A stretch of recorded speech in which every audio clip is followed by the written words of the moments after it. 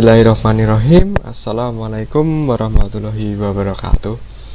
Hai teman-teman, kali ini kita akan membahas tentang kendali kecepatan sudut pada motor DC dengan saya Muhammad Irfan dengan NIM D400190085.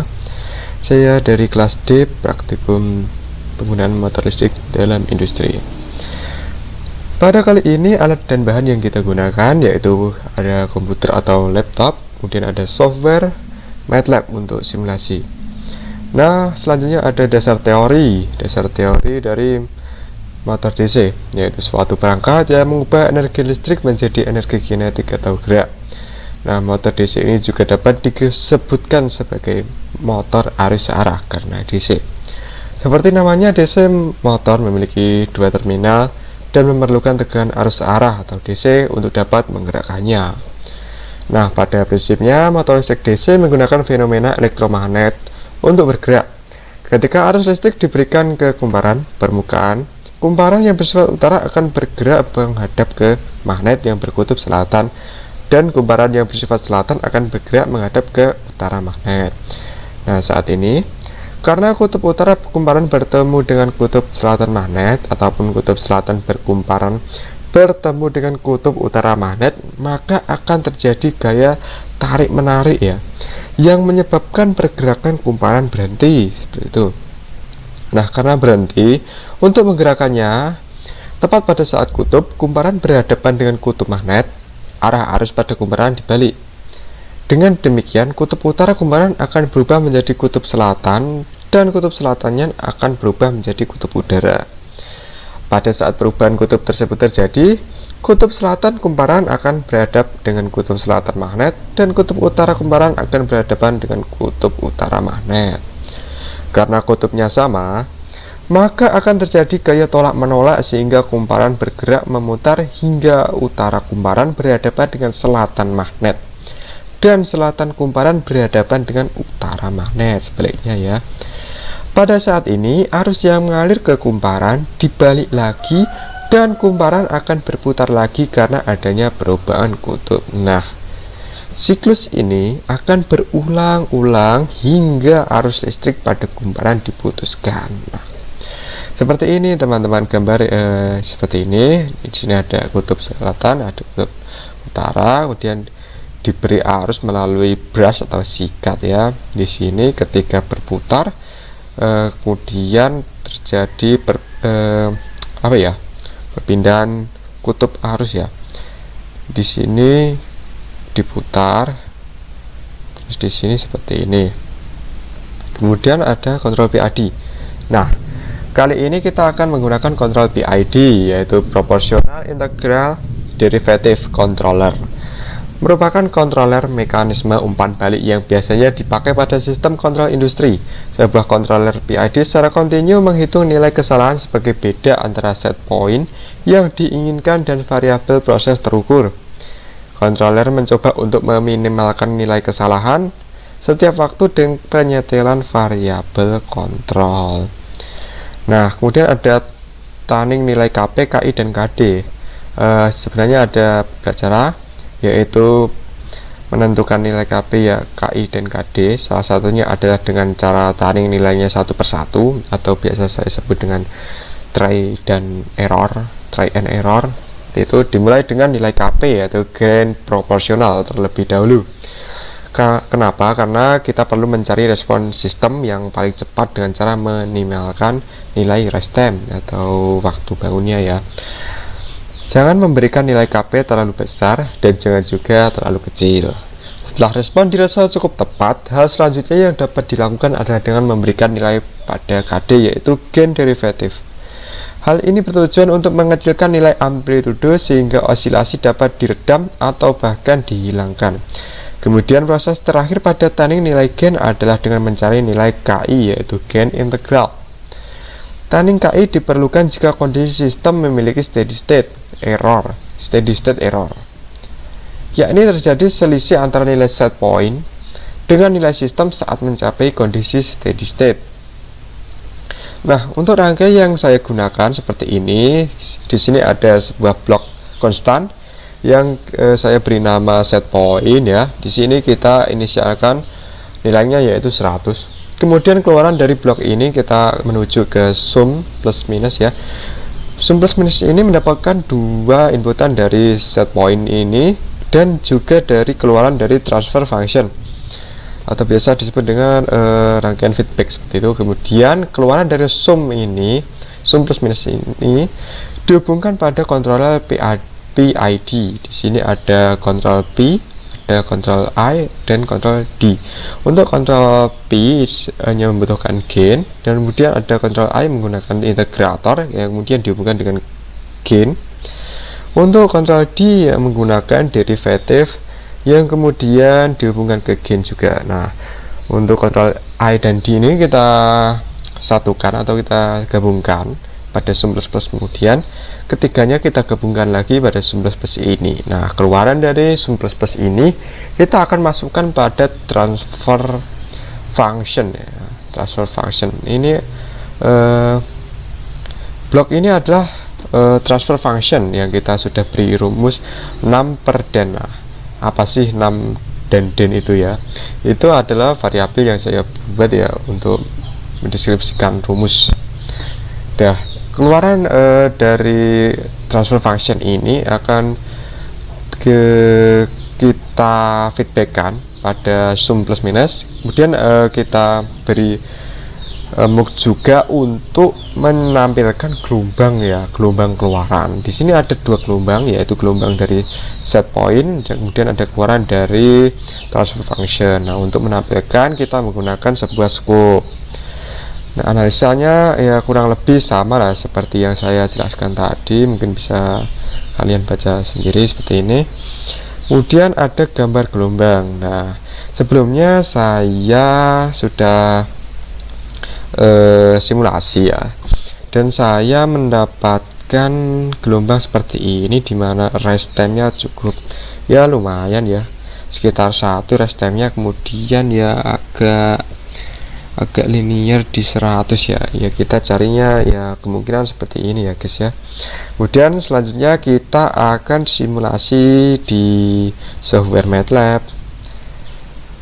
Untuk pertama-tama kita akan mendefinisikan, menginisialisasikan variabel, yaitu sebuah resistor atau resistansi dengan 0,4, ada juga induktansi 2,7, ada inersia, ada torsi, ada back EMF, dan B untuk viscous friction. Kemudian 6 ini adalah variabel yang saya buat, yang nilainya adalah K yaitu torsi. Kemudian den juga variabel yang diisi dengan sebuah rumus yang saya buat seperti ini, seperti metrik ya.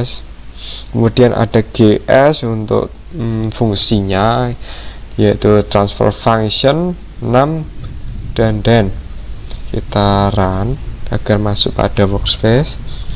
Kemudian kita masuk pada rangkaian. Nah, rangkaiannya seperti ini teman-teman. Seperti yang saya sebutkan tadi, bahwa di sini ada set point, kita pakai 100 seperti ini ya. Di sini ada gain KP, saya kasih 1 dan gain KI 0, dan ini juga 0. Kita akan melihat dulu gelombangnya seperti apa. Kita run terlebih dahulu. Kita tunggu proses compiling sampai selesai.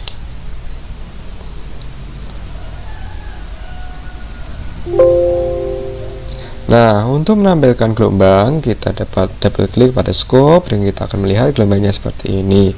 Terlihat bahwa gelombang ini belum mencapai keadaan set point yaitu 100 ya, kemudian sekitar 80 berapa ini, 86, 87 ya, seperti itu. Kemudian kita akan mengubah gain KI, atau kita ubah gain KP dulu. Gain KP dulu lah.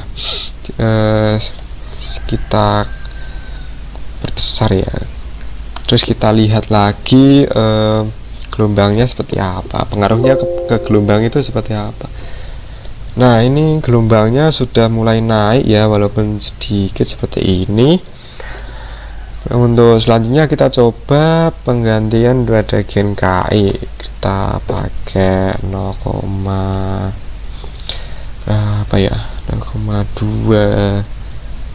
23 atau 24 coba. Terus kita simulasikan, kita lihat perbedaan gelombang. Nah, di sini gelombangnya malah lebih tinggi dari set point yang kita set ya, yaitu 100 ya. Di sini terlihat bahwa terlalu tinggi. Kita coba setting pada gain KD nya. Untuk gain KD kita coba untuk kecil aja, sekitar 7 ya mungkin ya. Terus kita simulasikan dulu seperti ini. Kita lihat gelombangnya. Nah, ini agak lebih baik nih teman-teman. Jadi kita mendapatkan rise time sekitar 1 ya, 1 detik. Kemudian gelombangnya ya kurang lebih di angka 98 atau 99 ya, seperti ini. Ya ini bagus ya teman-teman ya, lumayan sih menurutku. Kemudian selain ada metode try and error, ada juga kita menggunakan sebuah PID tuner yang disediakan oleh MATLAB sendiri seperti ini. Kita buka dulu, tunggu sebentar. Nah seperti ini, kita tunggu sebentar dan akan muncul semuanya. Nah seperti ini. Kita import dulu ya yang akan kita tuning. Kita tuning sebentar. Nah kita akan import sebuah GS. Nah GS kita import dulu. Nah seperti ini kita akan muncul. Kita besarkan dulu biar enak. Terus kemudian kita pilih PID dulu, kemudian kita paralel aja coba. Untuk mengaturnya kita dapat menggunakan response time di sebelah sini, dan untuk transition behaviornya seperti sini. Di sini terlihat ada sebuah gelombang di mana kita akan menyetingnya pada sebelah sini. Kita akan coba geser ke sebelah kanan apa yang terjadi pada gelombang. Nah seperti ini. Terus ke yang bawah kita coba ke kananin, mungkin agak beda. Nah ini agak mendekati 1 ya. Kita coba lagi. Nah seperti ini. Nah kita coba yang atasnya seperti ini teman-teman. Nggak bisa ya, ntar kita coba lagi ya. Agak sulit ya teman-teman kalau belum biasa. Saya juga baru coba ya ini ya, sedikit lagi paling ini.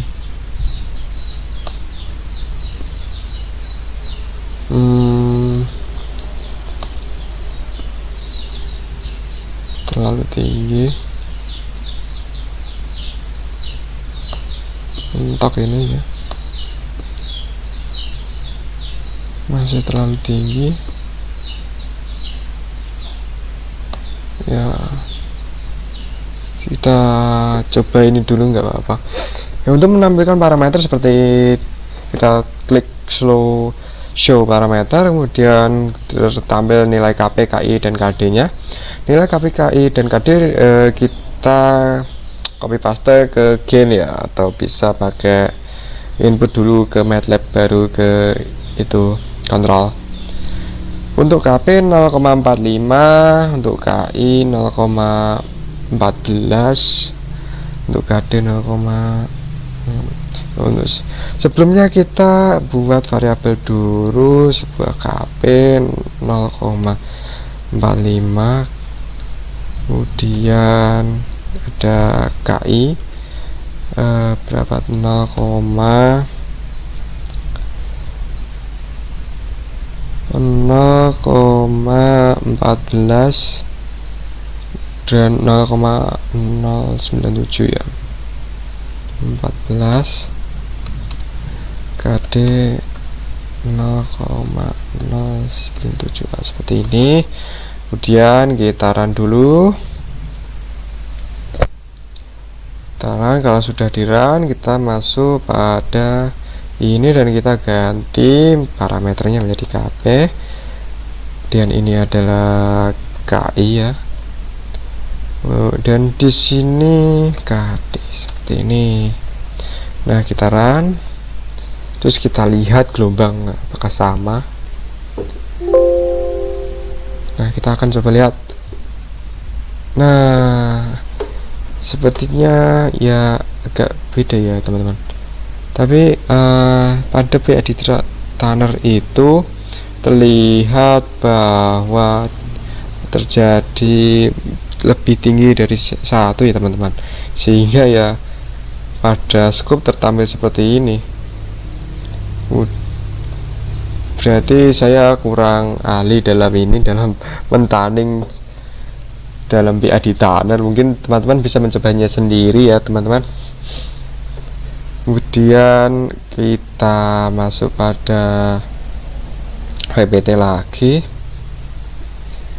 dan terakhir ada kesimpulan. Jadi kesimpulan yang saya dapat bahwa sebuah controller PID secara kontinu menghitung nilai kesalahan sebagai beda antara set point yang diinginkan dan variabel proses terukur. Controller mencoba untuk meminimalkan nilai kesalahan setiap waktu dengan penyetelan variabel kontrol. Kemudian ada kontrol P bertanggung jawab untuk nilai kesalahan saat ini, kontrol I bertanggung jawab untuk nilai kesalahan sebelumnya, kontrol D bertanggung jawab untuk kemungkinan nilai kesalahan mendatang. Nah, untuk mencari nilai KP, KI, dan KD dapat menggunakan cara try and error atau bisa menggunakan tuning pada software MATLAB, yaitu PID tuner, seperti itu teman-teman. Ya teman-teman, mungkin itu saja yang bisa saya kasih materi pada kalian. Semoga bermanfaat. Terima kasih. Wassalamualaikum warahmatullahi wabarakatuh.